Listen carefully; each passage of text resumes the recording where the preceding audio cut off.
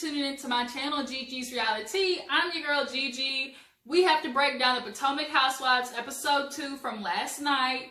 It definitely was full of a lot of shady boots, especially from Candace's mama. She has got to get her mind right. I'm about tired of this lady, but we're going to dissect that a little bit more once we review this episode. Before we get into that, do your girl a favor and hit that subscribe button. It is free 99. I say that all the time.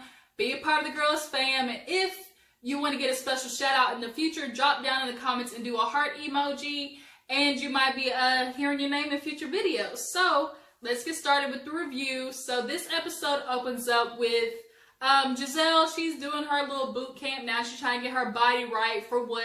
Ain't no man looking out for her now that Mr. Sherman has dumped her ass. She's talking with her friend Cal after they do this whole like army boot camp thing. And she's telling him about wanting to give Sherman a second chance. Now, Cal is sitting there with this face like, really? Like, we doing this again? Y'all see my dog Chico in the back. He's having his little feature today. Don't give him no never minds. But yeah, so Cal's sitting there talking with Gizelle, and he's just basically giving her the face that you give your friend when she comes to you for the 400th time talking about, girl, I know he messed up, but I love him and I want to give him another chance. And you look at her like, here we go again. This is Cal basically right now. Like, I believe it when I see it. She even says that they're going into counseling. She brought it up to him. And usually, you know, black men and counseling don't go together. But he surprisingly, you know, accepted the challenge. He's going to go to counseling with Gizelle. So at this point, everything is good because she's, you know, considering the fact that her girls, you know, love him. She's trying to think about, you know, in a relationship, she wants somebody who's going to be good with her kids, which is understandable. So I think that's why she's leaning towards giving Sherman, you know, another chance, because her daughters, you know, really like him for her, and, you know, she's trying to, you know, do it the right way. So the next scene is Candace. She is doing her dress fitting before the wedding. She's going to have this beautiful moment. She comes out in this dress. It's a big Cinderella ball gown. She's already bawling before she even gets out the goddamn dressing room, and her mom is sitting there with this sourpuss face looking at her like, oh, you like it? Oh, okay. That's how long you want the train? Like, she is just getting into her. And her mom, she does the thing that I hate the most. And to me, passive aggressiveness almost pisses me off more than somebody just outright having an attitude with you. Because it's like you're saying nothing but saying something at the same time. Like, if you got something to say, just blurt the shit out already. But her mom is sitting there like, oh, okay, you want the train like that? Okay, you want the dress? Okay, Candace. And Candace is wanting this beautiful moment. Like, she brought her mom. She said she wanted her to be included.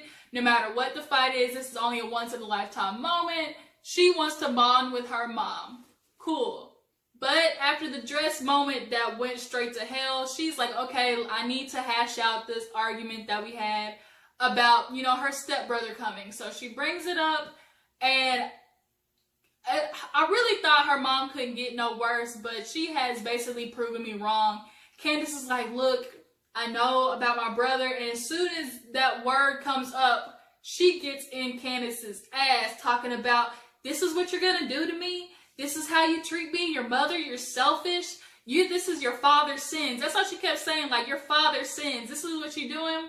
And Candace was trying to get a word in, like, saying, like, look, mom, but her mom is basically just over-talking her, and just put it in her face, like, look, I get it. You know, you always want to be with your daddy. I see you got daddy issues. You're trying to fix your daddy issues.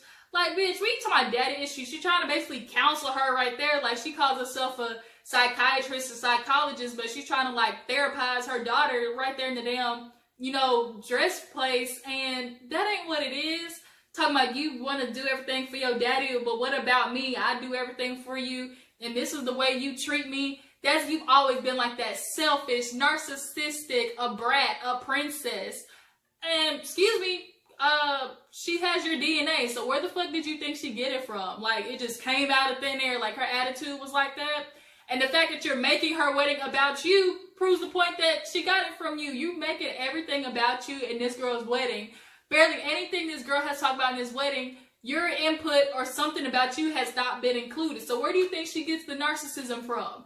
Where do you think she gets to being a princess from? Being a brat from? Because you certainly being a brat at this moment right now. You keep making, as you call it, her father's sins her fault. And she was saying, look, I want people at my wedding who is going to be a part of my life in the future. And my brother is a part of that. And the mother she is still basically going AWOL over this situation. She's like, I had forgot about it. And here it is. You put this in my lap. How dare you put this in my lap, Candace? I had already gotten over this. Like, bitch, please, you ain't get over nothing. If you got over it, you wouldn't have thrown a fit in the first place. When you over something and somebody tells you like, okay, this is the situation, it literally rolls off your back.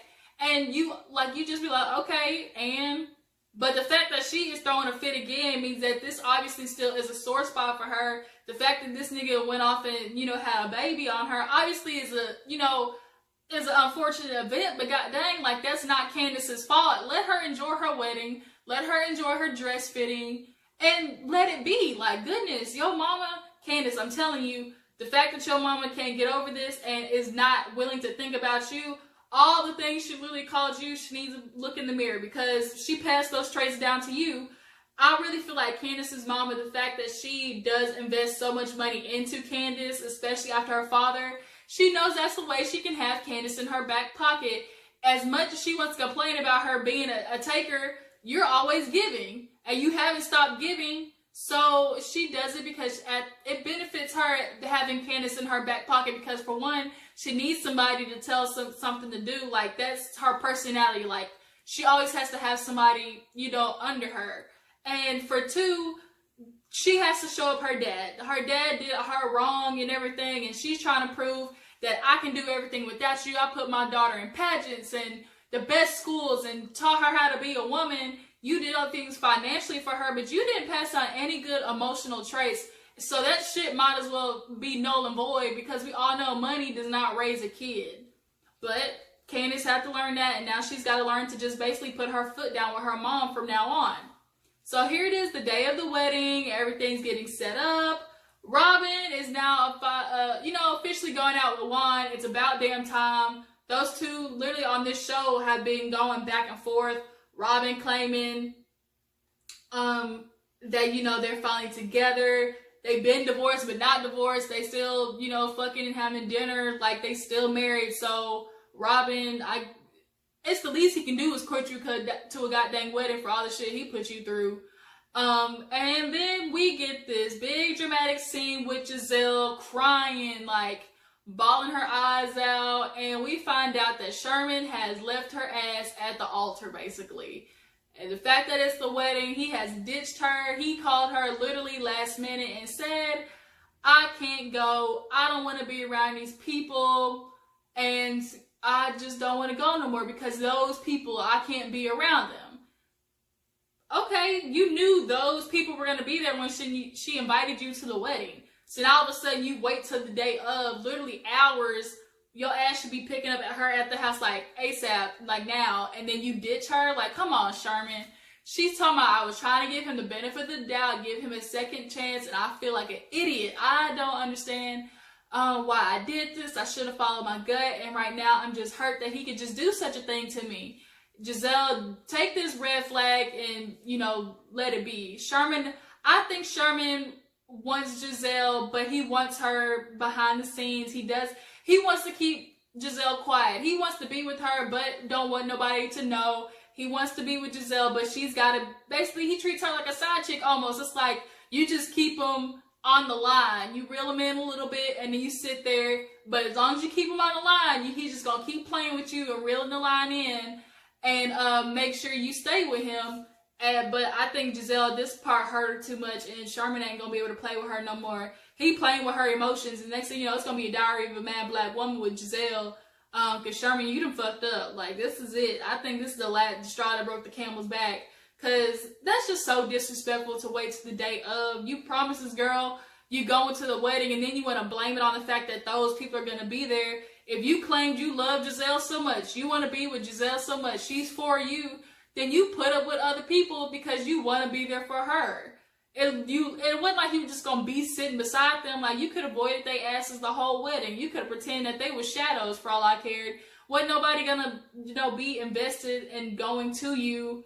But all you had to do was be there for Gizelle, and you couldn't do that much? Like, come on, Sherman, you ain't no man. You ain't definitely ain't a man of your word. So Gizelle cut him loose while you ahead, sister. Let that Negro go. So she ends up having to call Cal and have him escort her to the wedding. And now she looks like a fool because now she feels like, oh, she done told all these people, oh, Sherman's gonna be there. Sherman, he's gonna finally be out with me. We're gonna, basically introduce ourselves to the world. And she knows everybody's gonna be asking every 5 minutes, like, oh, where's Sherman? Where's Sherman? You're damn right. You shouldn't have done all that, trying to be all bougie and say, oh, I'm with Sherman, and like, look, now it backfired, and now he got you out here looking ignorant and stupid. Okay, so Ashley is one of the first people to arrive to the wedding. Monique gets there, and we all know they are in a very tumultuous state. Last season, Ashley basically called Monique an alcoholic. She blamed her drinking all these martinis. And the reason Monique got into that little fender bender she did last year is because she was most likely drunk behind the wheel. She basically told, made assumptions that she was drinking under the influence, or driving under the influence, And Monique didn't take that well. She's like, trying to ruin my reputation, and I'm not gonna allow that to happen. So they're having like this awkward moment. Monique is definitely not gonna give Ashley the time of day. Her and Michael and Ashley share the same damn traits. He's messy as fuck too. And he definitely has issues with sticking his, nose in other people's business. Him and Ashley are perfect for each other on that part. Okay? So, they start going into the wedding. Candace is getting ready, and she's having like this, beautiful moment. Her makeup is getting done, her hair is getting done, and the mom arrives, and Candace automatically is like, I'm not willing to put up with this shit today. Like, of all days, my wedding day, I just don't got the time or energy for it. So her mom walks in, and she's literally like, I don't want her in here, kick her out.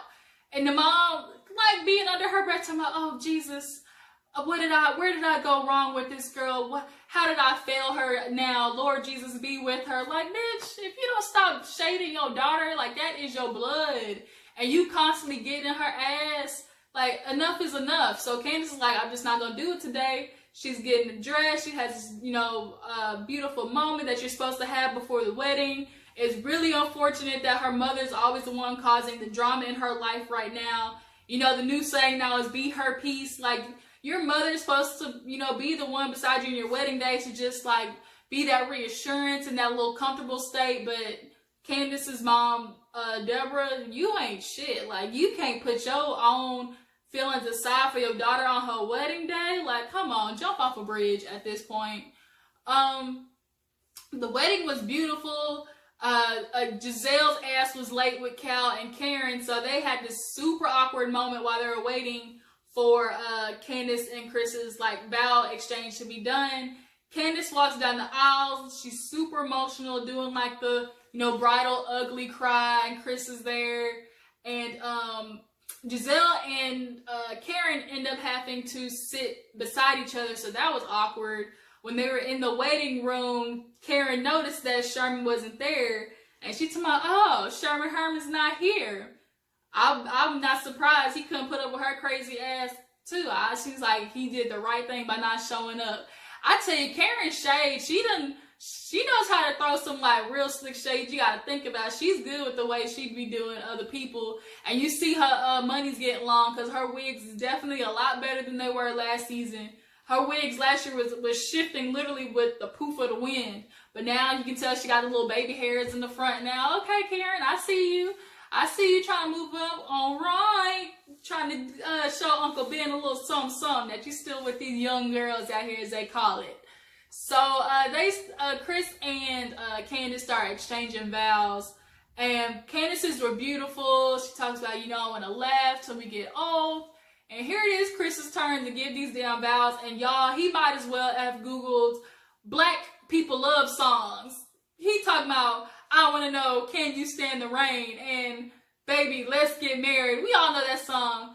Baby, let's get married. We all know that song. It's a good song, but damn, Chris, you could have made it like not so obvious that you was basically, he went through a 90s R&B rap list and made that his vows. Like, come on. But I guess when you married to a person of color, you gotta inherit their ways, which he did. He jumped the broom with Candace's ass, which is cute, you know. He's marrying his sister, so he gotta, you know, be a part of the culture. So he hopped that broom all awkwardly, and they go down the aisle. So now everybody's kind of mingling at the cocktail hour while everybody's getting, you know, while the reception is getting set up. Robin and Ashley, they are starting to get drunk. They get lit. Gizelle sees Robin and starts talking about Sherman. You know, she's trying to console her. And she's basically telling her, like, look, Gizelle, let him go. He obviously doesn't care about you. She starts tearing up. And here it is. The men are super awkward. It is Juan, Chris, and Michael. And Juan brings up the fact that Ray's not around. And Chris straight up put Michael in his place, talking about, we know why he's not around, Michael. Your ass was being messy, and that's it. You know you were. Boy, Chris is a good man, Savannah. He's a good man. He is the one that will be by your back. And he put Michael in his place, and Michael was not gonna try to contradict it because he did not want the business with him. He is not trying to get that ass whooped in the middle of the wedding. Michael, find a new hobby. Because you were just awkward as fuck. And it's not like just that white people awkward. Because you know sometimes white people like touch you and be all up in your personal space because they just like super friendly and greeting. And they're not realizing how uncomfortable they're making you. But he's a little calculated. So after Robin and, you know, Gizelle are kind of mingling, Monique and them kind of like end up around each other. I think Karen was there too. And Monique decides to pull Gizelle to the side. So she is saying, you know, I want to apologize. It was very wrong of me to, you know, put Sherman's business out in the street. I just want to let you know I was wrong and I apologize. And Gizelle is not accepting it for nothing. She's basically like, oh no, you don't need to apologize to me. You need to apologize to Sherman. It's Sherman you need to apologize to. And Monique was like, no, I want to apologize to you as well because, you know, that's your man. I'm sorry. And Gizelle, here we go again. Oh no, Sherman. I think just Sherman's name in general, like, just triggered her. She was having PTSD from just Sherman's name, and she was definitely looking for somebody to take her anger out on, and it happened to be Monique. She brought his name up, and it sent her in a tailspin. And Chris happened to see, you know, that things were getting a little heated, and he walks over there and was like, okay, everything good? And Gizelle's like, oh no, give us some time. He's like, no, I don't think so, bitch. And he pulls, you know, Monique away because Gizelle was just being just difficult. Like, let the girl apologize to you and move on. But she wasn't accepting it. So they're like, obviously their relationship is not going to be the best after this. You know, Chris was saying like, look, you're pregnant. Don't, you know, deal with that stress. The girls end up getting sat together, Ashley, Karen, and Monique, which is hella awkward. Karen and Ashley don't get along, and Monique and Ashley obviously don't get along. The producers definitely sat them together because they were trying to get a moment. You know, obviously it's TV. They got to do their little producing and all that type of stuff. And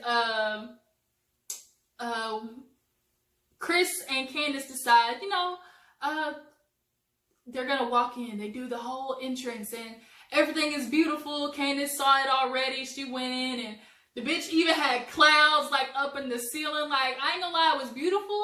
It was extra, but I mean, cool. It was a wedding. All that money your mama paid for, and she ain't gonna let you forget. You better get some damn clouds while you at it.